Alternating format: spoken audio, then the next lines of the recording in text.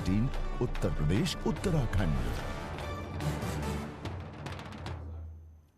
नमस्कार, मैं हूं अनुपम। इस वक्त के बुलेटिन के साथ तेज रफ्तार से खबरें देखें, लेकिन उससे पहले इस वक्त एक बड़ी खबर आ रही है दिल्ली से। भारतीय जनता पार्टी की बड़ी बैठक में बीजेपी ने क्षेत्रवार प्रभारी नियुक्त किए हैं। जेपी नड्डा को गोरखपुर और कानपुर की जिम्मेदारी यहां पर सौंपी गई है। राजनाथ सिंह को काशी और अवध क्षेत्र की जिम्मेदारी सौंपी गई है। अमित शाह को ब्रिज और पश्चिम क्षेत्र की जिम्मेदारी दी गई है।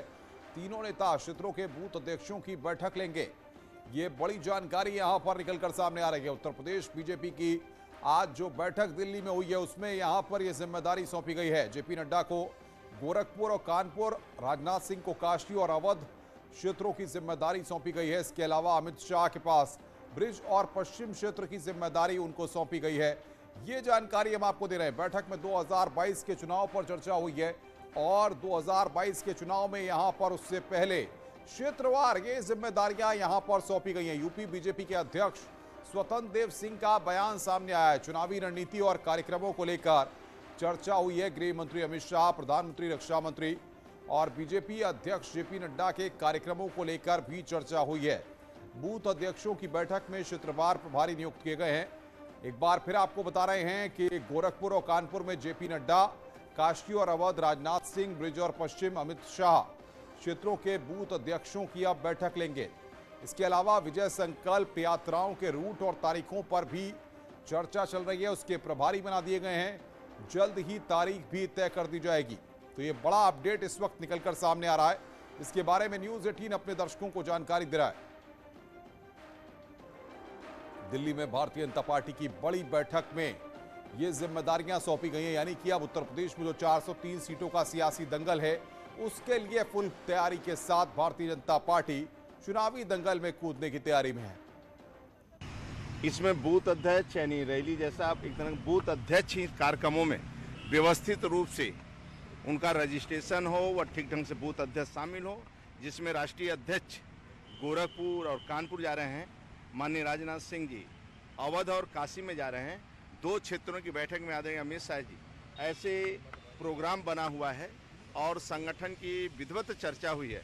राजनीतिक, सामाजिक और संगठनात्मक क्या गतिविधियां चल रही हैं, ये सभी बिंदुओं पर चर्चाएं हुई हैं और आग्रह किया गया है कि ये सभी कार्यक्रम नीचे तक भी कैसे सक्रिय हो, कैसे नीचे तक उतरे, इसकी सभी चिंता करना है। बातचीत करने के लिए दिल्ली से हमारे संवाददाता पवन गौड़ हमारे साथ जुड़ रहे हैं, जो लगातार आज सुबह से इस बड़ी बैठक पर नजर बनाए हुए हैं। जिम्मेदारियां सौंपी गई हैं पवन, यहां पर अब कहीं न कहीं पूरे पश्चिमी उत्तर प्रदेश के साथ साथ पूर्वांचल और अवध की बेल्ट पर जिम्मेदारियां सौंप दी गई हैं कि किसको किस तरीके से क्या करना है 2022 के सियासी दंगल में बीजेपी को एक बार फिर लाने के लिए।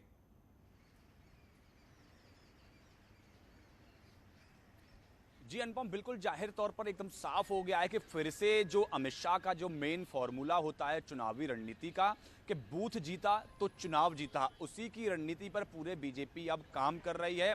और यहाँ आपने आज की जो बयान है आज की बैठक के बाद स्वतंत्र देव सिंह ने दिया, तो उससे बिल्कुल चीज़ें स्पष्ट हो गई हैं। 3 बड़े नेता पार्टी के हिसाब से माने जाते हैं। गृह मंत्री राजनाथ सिंह, गृह मंत्री अमित शाह, रक्षा मंत्री राजनाथ सिंह और बीजेपी अध्यक्ष जेपी नड्डा। इन तीनों नेताओं को, क्योंकि बीजेपी ने जो संगठन को 6 क्षेत्रों में डिवाइड किया हुआ, उत्तर प्रदेश की अगर बात करें तो 6 क्षेत्रों में 2-2 क्षेत्रों की जिम्मेदारी बूथ अध्यक्षों की सौंप दी है और ये तीनों बड़े नेता बूथ अध्यक्षों के सम्मेलन को जाकर संबोधित करेंगे। बूथ का जो स्तर होता है वो सबसे निचला स्तर होता है बीजेपी के हिसाब से। वहां बूथ का कार्यकर्ता होता है और लगातार बूथ पर वोट पड़वाने का काम करता है। यही वो कार्यकर्ता होता है कि जो मतदाताओं को घरों से निकालकर वोटिंग जो बूथ है वहां पर लेकर जाता है और अपनी पार्टी के पक्ष में मतदान कराने का प्रयास करता है। तो ये सबसे अहम कड़ी है, हालांकि छोटी है लेकिन सबसे अहम कड़ी है।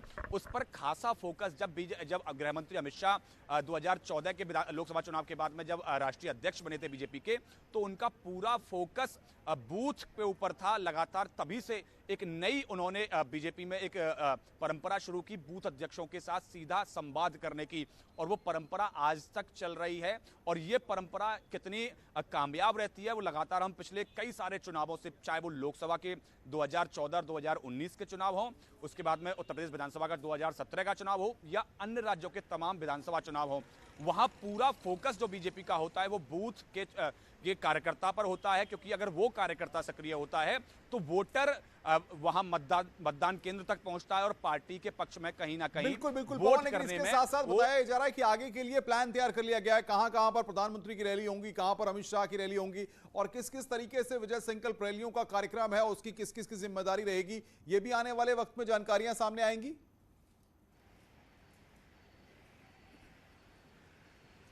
जी बिल्कुल अनुपम, जैसे जैसे हमने न्यूज 18 के दर्शकों को कल ही बता दिया था कि 8 दिसंबर को पश्चिम जो क्षेत्र है वहां से एक विजय संकल्प रैली की शुरुआत होगी। बीजेपी का अभी उसमें कार्यक्रम तय किया जा रहा है, कौन बड़े नेता वहां से शुभारंभ करेगा। ऐसे ही प्रदेश के चारों कोने से वहां विजय संकल्प रैलियों की शुरुआत होगी। उसके रूट मैप को लेकर, तारीखों को लेकर भी इस बैठक में मंथन किया गया। हालांकि उस पर अभी फाइनल जो फैसला है वो अभी केंद्रीय नेतृत्व से चर्चा के बाद में आएगा, जब सभी नेताओं के उसमें समय फिक्स हो जाएगा। अगर आपको याद हो तो 2017 का जब विधानसभा चुनाव हुआ था तो उससे पहले भी बीजेपी ने परिवर्तन यात्रा निकाली थी पूरे प्रदेश भर के अंदर और उत्तर प्रदेश के 4 कोनों से उसकी शुरुआत हुई थी। तो पश्चिम की शुरुआत सहारनपुर से हुई थी, इधर बुंदेलखंड की शुरुआत झांसी से हुई थी, तो और वो चारों यात्राएं लखनऊ में जाके समाप्त हुई थी। तो पूरे प्रदेश भर में माहौल बनाने के लिए इस बार भी बीजेपी विजय संकल्प यात्रा निकालने जा रही है। हालांकि अभी उसके फाइनल कार्यक्रम को आना बाकी है। इसके साथ साथ अगर बड़े नेताओं के कार्यक्रमों की बात करें तो लगातार प्रदेश में दौरे चल रहे हैं। प्रधानमंत्री 16 तारीख को सुल्तानपुर में थे, अभी 19 को महोबा और झांसी में जाएंगे, डिफेंस कॉरिडोर की शुरुआत करेंगे। उसके बाद में 20 और 21 को लखनऊ में रहने वाले हैं। 25 नवंबर को जेवर एयरपोर्ट का शिलान्यास करेंगे। 13 दिसंबर को अपने ड्रीम प्रोजेक्ट काशी विश्वनाथ का लोकार्पण करने वाले हैं। अगर बीजेपी अध्यक्ष जेपी नड्डा की बात करें तो वो 22 और 23 नवंबर को, 22 नवंबर को गोरखपुर क्षेत्र के बूथ अध्यक्षों की बैठक लेंगे और 23 नवंबर को कानपुर क्षेत्र के बूथ अध्यक्षों की बैठक लेंगे। अगर बात करें गृह मंत्री अमित शाह की तो वो भी 21 और 22 नवंबर में उत्तर प्रदेश के लखनऊ के दौरे पर, हालांकि डीजीपी कॉन्फ्रेंस में हिस्सा लेंगे, लेकिन कुछ पार्टी नेताओं के साथ भी मुलाकात कर सकते हैं, ऐसी खबरें भी आ रही हैं। तो लगातार अब बड़े नेताओं के दौरे क्या माना जाए पवन, जिस तरीके से हम देख रहे हैं कि जिम्मेदारियां यहां पर बांटी गई हैं, ऐसे में अब आने वाले वक्त में बूथ अध्यक्षों के साथ इन तमाम नेताओं को संवाद करना होगा। ऐसे में अमित शाह, राजनाथ सिंह की बात की जाए या जेपी नड्डा की बात की जाए, उनके अब दौरे लगातार उत्तर प्रदेश में बढ़ते जाएंगे और लगातार बूथ अध्यक्षों के साथ संवाद करके वो बूथ जीतो, चुनाव जीतो के फॉर्मूले पर काम करेंगे।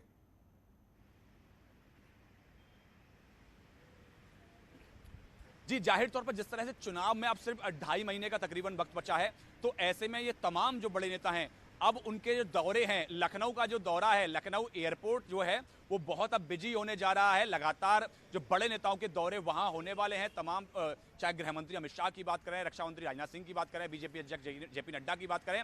हालांकि उत्तर प्रदेश के अंदर कम से कम 7 से 8 एयरपोर्ट ऐसे हैं जो फंक्शनल हैं, लेकिन और भी लखनऊ पर ज्यादा दबाव रहेगा क्योंकि पूरी जो रणनीति है, पूरा चुनाव अभियान है वो वहीं से चलने वाला है। तो ऐसे में तमाम जो बड़े नेता हैं वो वहां अब जाने वाले हैं। उत्तर प्रदेश के जो तमाम जगह हैं उन पर बड़े बड़े कार्यक्रम करने जा रहे हैं।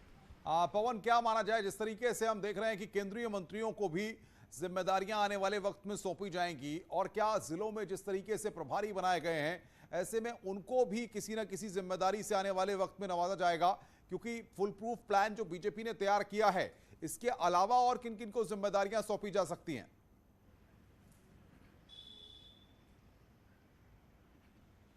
देखिए अनुपम, आपको पता होगा कि पहले ही बीजेपी चुनाव प्रभारी घोषित कर चुकी है।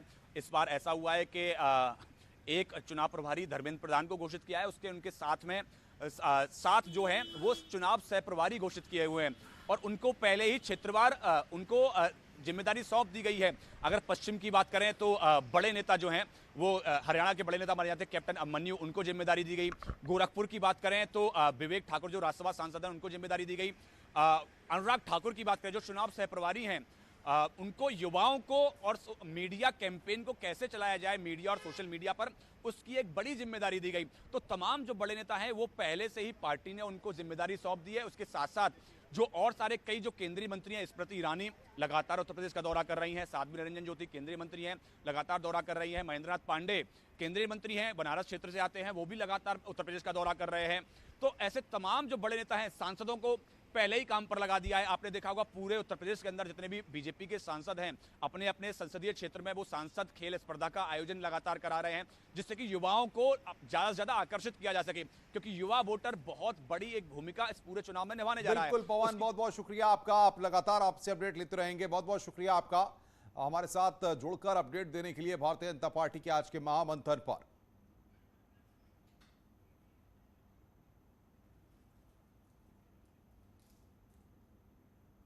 आगे बढ़ते हैं। लेह पहुंचे रक्षा मंत्री राजनाथ सिंह ने पूर्वी लद्दाख के रेजांगलो युद्ध स्मारक का आज उद्घाटन किया। इस मौके पर उन्होंने जवानों की हौसला अफजाई करते हुए ट्वीट किया, मेरा सौभाग्य है कि आज मुझे रेजांगलो की लड़ाई में बहादुरी से लड़े ब्रिगेडियर आरवी जटार से मिलने का मौका मिला। वो उस समय कंपनी कमांडर थे। उनके प्रति सम्मान के भाव से मैं अभिभूत हूं और उनके साहस को मैं नमन करता हूं। ईश्वर उन्हें स्वस्थ रखे और दीर्घायु करे। खबरों का सिलसिला लगातार जारी है। फिलहाल रुक रहे हैं यहां पर ब्रेक के लिए।